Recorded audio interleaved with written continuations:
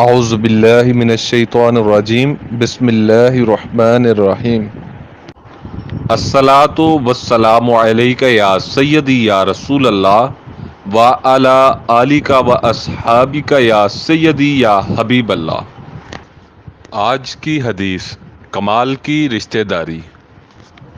رسول اکرم صلی اللہ علیہ وآلہ وسلم نے فرمایا، کسی شخص کا کمال یہ نہیں کہ وہ حسن سلوک کا جواب حسن سلوک سے دے، بلکہ کمال یہ ہے کہ اس کے رشتہ دار چاہے اس سے بدسلوکی کریں مگر وہ پھر بھی ان سے حسن سلوک سے پیش آئے۔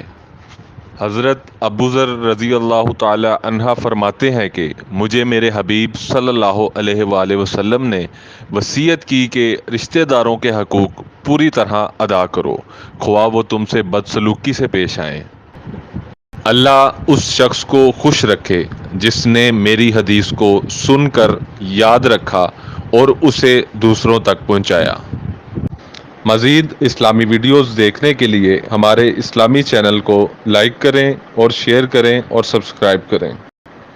جزاک اللہ خیر۔